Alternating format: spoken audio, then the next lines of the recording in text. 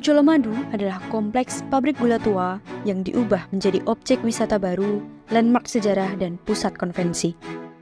Museum Colomadu terletak di Kecamatan Colomadu, Kabupaten Karanganyar, tepatnya di Jalan Adi Sucipto nomor 1, Paulan Wetan, Malang Jiwan. Selamat sore teman-teman, saat ini saya sedang berada di Museum Colomadu. Dahulunya, museum ini merupakan bekas dari pabrik gula Colomadu. Pabrik gula Colomadu sendiri telah berdiri sejak 1861 dan berhenti beroperasi pada 1998. Setelah kosong selama 20 tahun, pabrik gula Colomadu direvitalisasi menjadi Museum Colomadu di tahun 2018. Setelah melalui pintu masuk, Anda akan melihat stasiun gilingan dan juga mesinnya, serta potretnya sebelum direvitalisasi.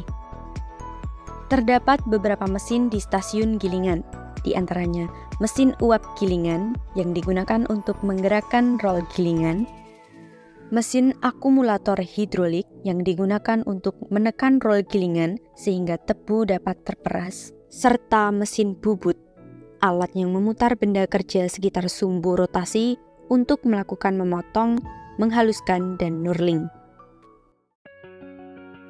Di sebelah barat stasiun gilingan, terdapat Museum Colomadu yang lebih kecil, berisikan informasi sejarah, beberapa mesin, dan miniatur pabrik gula Colomadu zaman dahulu. Dekat dengan pintu masuk museum yang lebih kecil, terdapat stasiun karbotanasi yang berisi tungku dan mesin uap. Tungku ini digunakan saat pabrik gula Colomadu masih melakukan pemurnian dengan karbonatasi tunggal. Ketel yang berisi nira mentah dipanaskan di atas tungku ini. Nira ini kemudian dicampur dengan kapur dan gelembung gas karbon dioksida. Mesin uap pompa vakum nonaktif digunakan untuk membuat kondisi hampa udara dalam evaporator dan panci masakan. Mesin ini berfungsi untuk mengeluarkan molekul-molekul gas yang tak terembunkan dari uap nira untuk mencapai tekanan vakum. Lawatan Mangkunegara IV ke rumah menantunya di Demak pada tahun 1860 memberi inspirasi untuk mengembangkan lahan perkebunan tebu dan membangun pabrik gula. Dengan didukung kontur wilayah dan irigasi yang memadai, bertempat di Dusun Kerambilan, Desa Malangjiwan, Karanganyar, pada 8 Desember 1861, peletakan batu pertama pabrik gula Colomadu dilaksanakan. Berselang setahun kemudian, pabrik ini langsung beroperasi. Colomadu memiliki arti Gunung Madu. Mangkunegara IV berharap hasil produksi gula berlimpah layaknya gunung dan laut.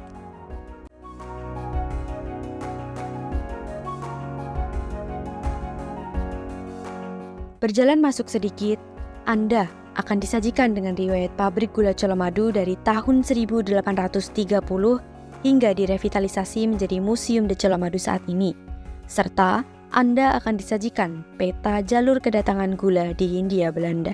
Mangkunegara melakukan berbagai upaya untuk menjaga dan meningkatkan industri gula mereka, mulai dari proses penanaman tebu hingga penggantian mesin-mesin giling baru yang didatangkan dari Eropa. Memasuki tahun 1920-an, industri perkebunan, terutama gula, memasuki masa kejayaannya. Tiap tahun, ekspor gula Hindia Belanda ke penjuru dunia terus meningkat. Bahkan, Hindia Belanda pernah menjadi eksportir gula terbanyak nomor 2 di dunia setelah Kuba pada medio 1930-an. Jumlah produksi pabrik gula Colomadu tentu juga memberikan sumbangan bagi masa keemasan ini. Di dalam Museum Colomadu ini juga disebutkan tentang kebijakan politik yang dibuat oleh pemerintah kolonial di Hindia Belanda tentang gula saat itu. Undang-undang tersebut dibuat untuk memberi ruang gerak yang lebih luas bagi para pengusaha perkebunan tebu dan pabrik gula. Dalam undang-undang ini, tebu tidak boleh diangkut keluar wilayah Hindia Belanda dan harus diproses di dalam negeri. Terdapat sebuah tradisi yang dilakukan oleh pabrik-pabrik gula di Pulau Jawa, termasuk pabrik gula Colomadu. Tradisi ini bernama cembengan. Tradisi selamatan yang biasanya dilakukan menjelang musim giling tebu. Istilah cembengan sendiri berasal dari kata cingbing, yaitu ritual khas Tionghoa untuk mendoakan roh nenek moyang. Di dalam tradisi ini terdapat beberapa tahapan yang harus dilakukan, di antaranya jamasan, sesaji jolen, ziarah makam, dan kirap tebu. Pada stasiun penguapan, di sana terdapat mesin pemanas nira yang digunakan untuk memanaskan nira. Pada stasiun ketelan, terdapat 2 ketel tekanan rendah yang berfungsi sebagai alat penukar panas yang dapat mengubah udara menjadi uap dengan memanfaatkan sumber panas dari hasil pembakaran gas. Baik teman-teman, saat ini saya sudah bersama dengan salah satu pekerja di Museum De Colomadu. Sebelumnya bisa perkenalkan dulu Mbak, namanya siapa dan di sini bekerja sebagai apa? Sebelumnya perkenalkan Kak, nama saya Yolanda. Saya di sini sebagai anak magang dari SMK Negeri 1 Gondang di area Sragen. Sudah berapa lama Mbak magang di Museum De Colomadu ini? Saya magang di Colomadu ini selama 6 bulan Kak, dari bulan Januari sampai nanti selesainya nanti bulan Juni. Mbak, saya mau tanya nih, selain dijadikan tempat wisata di Colomadu ini, apakah ada kegiatan atau event lain yang mungkin diselenggarakan di Colomadu ini? Ada Kak, tentu banyak. Di sini kan menyewakan venue 2 hall, yaitu Sarkara Hall sama The Colomadu Hall. Di situ itu disewakan bebas, terserah kliennya tuh mintanya apa, bisa buat wedding, konser musik, kayak gitu, halal bihalal, wisuda, seperti itu. Untuk gedungnya itu ada di belakang museum ini ya berarti? Iya, benar sekali Kak. Untuk Sarkara itu di sebelah barat, kalau untuk The Colomadu Hall itu yang di belakang ditutup sama kayu. Kalau Mbaknya sendiri tahu nggak sih spesifiknya ukuran The Colomadu ini tuh berapa? Kalau untuk museumnya sendiri itu sekitar 1,4 hektar aja, tapi kalau untuk semua lokasi yang termasuk di Colomadu itu termasuk include sama parkiran, musola seperti itu kurang lebih 5 hektar. Gaya arsitektur Indis mendominasi karakteristik bangunan pabrik gula Colomadu. Arsitektur Indis mempunyai pengertian perpaduan antara budaya barat dengan budaya timur. Kehadiran arsitektur yang mempunyai nama lain hibrid tersebut bukan saja menjadi bukti perpaduan budaya barat dan timur, namun juga merupakan rekayasa sempurna ketika seni bangunan barat mencoba tanggap terhadap kondisi lokal. Bangunan utama pabrik terlihat berlanggam arsitektur Indis dengan 6 pilar bergaya Tuscany, sejenis pilar Yunani yang berbadan polos dengan serambi pada satu sisinya. Bangunan utamanya berbentuk huruf V terbalik atau saddleback roof yang lazim disebut atap kampung.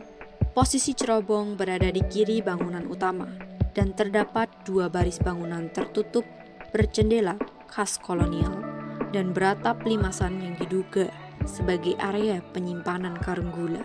Sebuah bangunan semi terbuka dengan pilar Tuscany yang lebih pendek menyangga atap bangunan limasan dengan atap terbuka di bagian atasnya sebagai ventilasi udara. Selain itu, terdapat jendela dan pintu besar yang menyiratkan gaya kolonial khas Eropa. Di sisi kiri bangunan terlihat terangan anno 1928 dan kaca-kaca besar yang berada pada tepi tengah sampai ke atas bangunan. Saya Nana dari STP Sahid. Saya Risa dari STP Sahid juga. Kalau boleh tahu, kenapa Mbaknya milih The Colomadu sebagai tempat wisata yang Mbaknya kunjungin saat ini? Kalau kebetulan kan kita baru pulang kuliah ya Mbak, jadi mau nyari taman aja sih yang luas, yang bersih juga di sini, yang sejuk juga tempatnya. Sebelumnya udah pernah ke The Colomadu Mbak? Sudah Mbak, sudah pernah. Untuk tujuan event lain atau masuk ke gedungnya untuk melihat-lihat? Main aja sih Mbak, soalnya kan bingung untuk tempat bersantai-santai di mana gitu. Terus kebetulan juga deket sama tempat tinggal, ya udahlah ke Colomadu aja gitu. Berarti udah sering ya Mbak ya main ke The Colomadu ini? Tepat di belakang pabrik gula Colomadu terdapat sebuah desa bernama Ngantirejo. Dahulunya, desa ini merupakan kompleks rumah bagi para pekerja di pabrik gula Colomadu.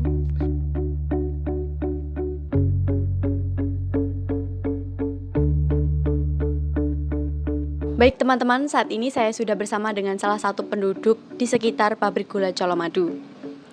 Sebelumnya bisa perkenalkan Mbah, namanya siapa dan sudah tinggal berapa lama di sini? Ya, nama lengkap saya Suyanto, panggil saja Yanto. Saya tinggal di sini sudah sejak tahun 79. Seharian saya kerja di pabrik gula Colomadu itu saya di bagian gilingan atau pabrik muka, bagian pemerahan tebu gitu ya Mbak ya. Kemudian mulai terakhir giling, mulai akhir giling itu tahun 1997 itu terakhir giling. Adapun ya itu dikarenakan karena lokasi dan lain sebagainya sehingga pabrik dinonaktifkan alias ditutup. Dengan pabrik gula Colomadu ini ada 5 pabrik, Ceper, Kalibagor, ya antara lain itu Mbak ya. Sejak ditutup itu sementara produksi dialihkan untuk membuat rabuk itu Mbak ya. Ya rabuk berjalan kurang lebih ya 2 tahun, kemudian sudah tidak aktif lagi, dan untuk lanjutannya ini ditutup untuk dijadikan museum seperti yang dilihat ini ya. Apakah ada dampak positif atau negatif adanya pabrik gula Colomadu bagi warga di sekitar, Pak? Kalau dampak positifnya banyak Mbak, salah satunya ya termasuk menyerap tenaga sekitar ini Mbak, itu yang utamanya itu. Kemudian lahan-lahan itu banyak yang punya sawah itu diperuntukkan untuk ditanami untuk tebu itu juga dampak positif juga.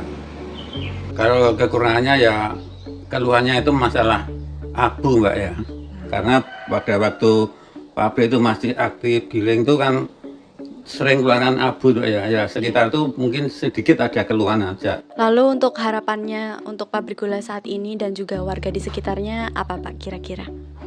Ya, langkah baiknya ini untuk kepentingan yang positif saja, sehingga nantinya bisa menyerap, harapan saya menyerap tenaga sekitar seperti pabrik gula masih aktif itu Mbak ya.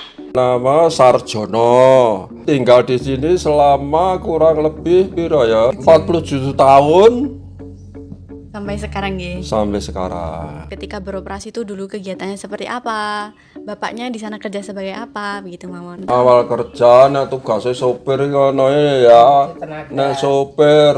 Aku ngerti aku iki nyopir truk, angkut bibit, angkut pupuk, antar tenaga, ambil tenaga. Terus kuwi selama musim taneme kuwi nandur tebu kuwi, terus nek musim giling panen tebu kuwi gawe nang pabrik kuwi ngerti to.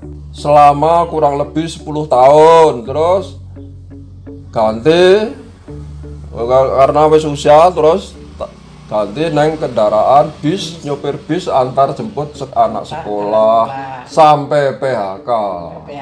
Selama 20 tahun, masa kerja 20 tahun. Kalau selama masih bekerja di sana, aktivitas penduduk di sini seperti apa? Ini kan yang saya tahu di sini sebagai rumah dinas bagi para pekerjanya.